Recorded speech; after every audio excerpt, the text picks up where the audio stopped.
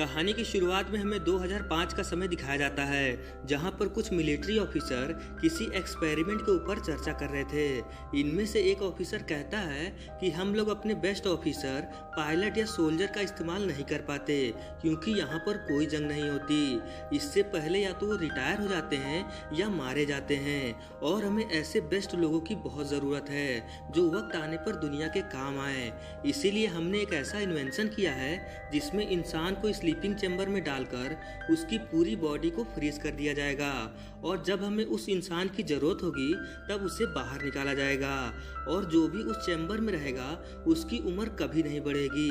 मगर प्रॉब्लम ये थी कि अभी तक इन्होंने किसी इंसान के ऊपर ये एक्सपेरिमेंट टेस्ट नहीं किया है और अब इन्हें एक्सपेरिमेंट करने के लिए 2 लोगों की ज़रूरत है। एक आदमी तो इन्हें अपने ही डिपार्टमेंट से मिल जाता है जिसका नाम जॉय था। जॉय हर काम में बहुत कमज़ोर था और इसकी कोई फैमिली भी नहीं थी। दूसरी एक लेडी थी जिसका नाम रीटा है जो लोगों को बेवकूफ़ बनाने में माहिर थी। इसीलिए ऑफिसर लोगों ने इन दोनों को चुना है क्योंकि अगर कहीं इस एक्सपेरिमेंट में कुछ खराबी हुई और इनकी जान चली गई तो इन्हें कोई पूछने वाला नहीं था क्योंकि अभी ये एक्सपेरिमेंट प्राइवेट है। ऑफिसर लोग इन दोनों को एक्सपेरिमेंट वाली जगह पर ले आते हैं और इन दोनों को चैम्बर में सोने को कहते हैं। मगर तभी रीटा को डर लगने लगता है जिस पर जॉय इसे समझाता है कि डरने वाली कोई बात नहीं क्योंकि ये एक्सपेरिमेंट हमसे पहले जानवरों पर हो चुका है। इसके बाद इन्हें स्लीपिंग चैम्बर में सुला दिया जाता है और कुछ दिन बाद इस एक्सपेरिमेंट के हेड को पुलिस ड्रग के सिलसिले में पकड़ लेती है। इसके बाद इस एक्सपेरिमेंट वाली जगह को बाबा का बुलडोजर आकर तोड़ देता है। मगर अभी भी रॉय और रीटा स्लीपिंग चैम्बर में थे। धीरे धीरे वक्त बीतता है और यहाँ के लोगों का मानसिक विकास कम होने लगता है। ऐसे ही करते करते समय आता है 2505 का, जहाँ पर सभी लोग बेवकूफ़ होते हैं। इनके अंदर संस्कार नाम की कोई चीज़ नहीं होती। अब हमें जॉय और रीटा के स्लीपिंग चैम्बर दिखाए जाते हैं जो अभी कूड़े के ढेर में पड़े थे। तभी यहाँ एक कूड़ा डालने वाली गाड़ी आकर जैसे ही कूड़ा डालती है तभी इस कूड़े का ढेर नीचे की तरफ गिरने लगता है और एक चैम्बर फ्रीटो नाम के एक आदमी के घर में आ जाता है और तभी ये चैम्बर ऑटोमेटिक खुलता है जिसमें से जॉय बाहर निकलता है। ये काफी थका हुआ था क्योंकि ये 500 सालों से स्लीपिंग चैम्बर में सो रहा था। जॉय यहाँ के आदमी से पूछता है कि हमारा बेस कहाँ है, जिस पर फ्रीटो कहता है कौन सा बेस, और ये इसको अपने घर से बाहर फेंक देता है। जॉय को कुछ समझ नहीं आ रहा था कि ये आखिर यहाँ कैसे पहुँच गया। इसीलिए जॉय यहाँ के लोगों से बेस पर जाने का एड्रेस पूछता है जिस पर ये लोग इससे गाली देकर बात करने लगते हैं क्योंकि जॉय का बोलने का तरीका बहुत पुराना था और अब 2505 में सभी लोग गाली से बात करते हैं। किसी को भी इससे प्रॉब्लम नहीं थी। जॉय को लगता है कि स्लीपिंग चैम्बर में जाने से इसकी तबीयत खराब हो गई है। इसके बाद जॉय अपना चेकअप कराने हॉस्पिटल जाता है जहाँ पर बहुत गंदगी थी, जैसे कई सालों से यहाँ साफ सफाई ना हुई हो। और जब जॉय पानी पीने के लिए जाता है तब पानी की जगह किसी कंपनी का ड्रिंक निकलता है जिससे परेशान होकर यहाँ के आदमी से ये पानी मांगता है, जिस पर ये आदमी कहता है पानी जो बाथरूम में होता है। जॉय कहता है नहीं, मुझे पीने का पानी चाहिए। ये सुनकर ये आदमी हंसते हुए यहाँ से चला जाता है। इसके बाद जॉय डॉक्टर से अपनी परेशानी बताता है। डॉक्टर इसके हाथ को स्कैन करने को कहता है। तभी जॉय की नजर यहाँ रखे हुए पेपर पर पड़ती है जिसमें 2505 का समय था। अब जॉय को समझ आ जाता है कि ये 2005 से 2505 में आ गया है और जब ये खिड़की से बाहर देखता है तब इसे यकीन हो जाता है कि ये सच में 500 साल आगे आ गया है। तभी डॉक्टर नोटिस करता है कि जॉय के हाथों पर कोई टैटू नहीं है, इसीलिए ये इमरजेंसी बटन को प्रेस करके पुलिस को बुला लेता है क्योंकि इस समय हर इंसान के हाथों पर टैटू होते हैं जिससे उस आदमी की पहचान हो सके, जैसे कि आधार कार्ड। इसके बाद पुलिस जॉय को पकड़ लेती है और इसको एक मशीन के पास ले जाकर इसको अपना हाथ उस मशीन के अंदर डालने को कहा जाता है ताकि इसका नाम और पहचान बन सके। मशीन जॉय से इसको एक नंबर देकर इससे पूछता है कि ये तुम्हारा नंबर है, जिस पर जॉय कहता है नॉट श्योर। तभी मशीन को लगता है कि इसका नाम नॉट श्योर है, इसीलिए अब इसके हाथों पर नॉट श्योर का टैटू बन जाता है।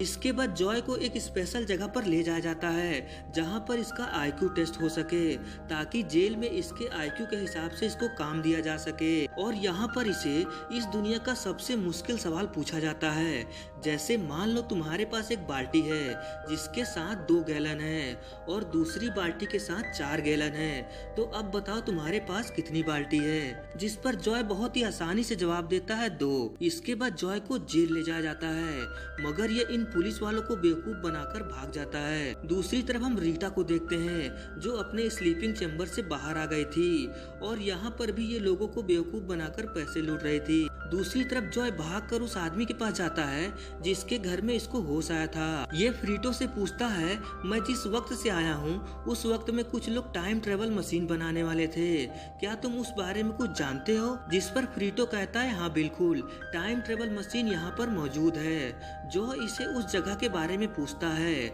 मगर फ्रीटो कहता है कि मैं तुम्हारी मदद क्यों करूं, मुझे क्या फायदा होगा। जो इसे समझाता है कि मैं अपने समय में वापस जाकर तुम्हारे अकाउंट में बहुत सारे पैसे डाल दूंगा जिससे तुम रातों रात अमीर बन जाओगे। फ्रीटो को इसकी बात समझ में आ जाती है, इसीलिए जॉय को उस टाइम ट्रेवल मशीन के पास ले जा रहा था। तभी रास्ते में इसे रीटा मिलती है। इसके बाद ये तीनों आगे बढ़ते हैं और जैसे तैसे ये आगे बढ़ रहे थे तभी एक चौराहे पर जॉय को स्कैन कर लिया जाता है, जिससे दोबारा पुलिस आकर इसे पकड़ लेती है। और इस बार जॉय को पुलिस स्टेशन नहीं ले जाया जाता बल्कि इसे व्हाइट हाउस ले जाया जाता है, जहाँ पर इसे बताया जाता है कि तुम इस दुनिया के सबसे ज्यादा आईक्यू वाले इंसान हो। जिस सवाल का जवाब तुमने जेल में दिया था वो सवाल इस दुनिया का सबसे कठिन सवाल था। तभी यहाँ पर मिस्टर प्रेसिडेंट आते हैं जो मीडिया को बताते हैं कि अब हमें चिंता करने की कोई जरूरत नहीं, क्योंकि अब हमारे पास इस दुनिया का सबसे तेज दिमाग वाला आदमी है। असल में बात ये थी कि अब इस दुनिया में बहुत कम फसल हो रही थी और ये लोग जॉय की मदद से फसलों को दोबारा तैयार करने वाले थे, क्योंकि उसका दिमाग इनके हिसाब से बहुत तेज था। इसके बाद ये लोग जॉय को लेकर खेत में जाते हैं जहाँ पर फसलें नहीं उग रही थी। जॉय यहाँ पर अपनी मदद के लिए फ्रीटो और रीटा को भी बुला लेता है ताकि ये फ्रीटो की मदद से रीटा को लेकर टाइम ट्रेवल मशीन से अपनी दुनिया में भाग सके। मगर जब ये फ्रीटो का दिया हुआ नक्शा देखता है तब उसमें फ्रीटो का बेवकूफ होने का पूरा प्रमाण था। अब इन्हें खुद उस टाइम ट्रेवल मशीन को ढूंढना होगा, तभी ये दोनों यहाँ से अपनी दुनिया में जा सकते हैं। इसके बाद जॉय इन खेतों की फसलों को चेक करता है, तब इसे पता चलता है कि ये लोग फसलों में पानी की जगह ड्रिंक डाल रहे थे, इसी के कारण फसलें नहीं हो रही थी। जॉय इन्हें फसलों में पानी डालने को कहता है, मगर अब इस दुनिया में पानी कोई नहीं पीता। यहाँ तक कि बच्चे से लेके बूढ़े तक सभी लोग एक कंपनी की ड्रिंक पीते हैं। जॉय इन लोगों को समझाने की कोशिश करता है कि हमें फसलों में पानी डालना होगा तभी फसलें उगेंगी, मगर ये लोग इसकी बात नहीं मानते क्योंकि ये बहुत ज्यादा बेवकूफ थे। तभी जॉय भी एक बेवकूफी वाली बात कहता है। ये इन्हें बताता है कि ये फसलों से बात कर सकता है और फसलों ने ही इनसे पानी मांगा है। ये बात इन लोगों को समझ आ जाती है। इसके बाद फसलों में पानी डालना शुरू होता है, मगर कई दिनों बाद भी फसल नहीं उगती। दूसरी तरफ उस ड्रिंक कंपनी को बहुत नुकसान हो रहा था। बहुत सारे लोग उस कंपनी में काम करते थे, अब उनके पास कोई काम नहीं, इसीलिए वो लोग जॉय को सजा देने की मांग करते हैं और लास्ट में जॉय को मौत की सजा सुनाई जाती है। कुछ दिनों बाद वो दिन आ जाता है जब जॉय को मौत की सजा देनी थी, जिसे पूरी दुनिया लाइव देखेगी।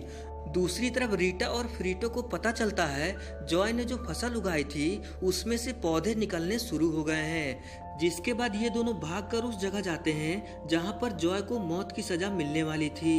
ये दोनों एक कैमरामैन को लेकर उस खेत में जाकर वहां की वीडियो को इस जगह पर लाइव चला देते हैं और जब पूरी दुनिया इन फसलों को देख रही थी तब जॉय की सजा माफ हो जाती है, क्योंकि इसी की वजह से दोबारा फसलें उगना शुरू हुई हैं। इसके बाद जॉय रीटा से कहता है अब हमें टाइम ट्रेवल मशीन का इस्तेमाल करके अपने समय में चलना चाहिए, मगर रीटा इसे मना कर देती है क्योंकि इसे ये दुनिया पसंद आ गई थी। तभी यहाँ के प्रेसिडेंट जॉय को वाइस प्रेसिडेंट बनाने की घोषणा करते हैं मगर जॉय कहता है कि मुझे यहाँ से अपनी दुनिया में जाना है, जिसे सुनकर यहाँ के लोग बहुत उदास हो जाते हैं क्योंकि इन्हें जॉय से बहुत उम्मीदें थी।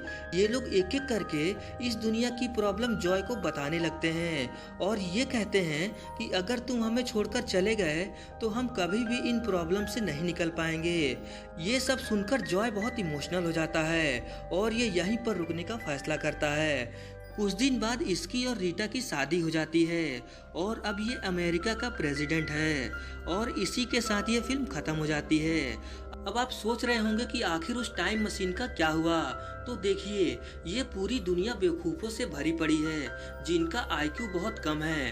तो आपको क्या लगता है, ये लोग कभी टाइम ट्रेवल मशीन बना पाएंगे? बल्कि इन्होंने टाइम ट्रेवल मशीन के खिलौने बनाए थे, जो लास्ट में ये तीनों उस नकली टाइम ट्रेवल मशीन पर बैठकर पूरी दुनिया घूमते हैं। दोस्तों, ये एक कॉमेडी मूवी है, इसीलिए सब चलता है। तो चलिए मिलते हैं किसी और वीडियो के साथ।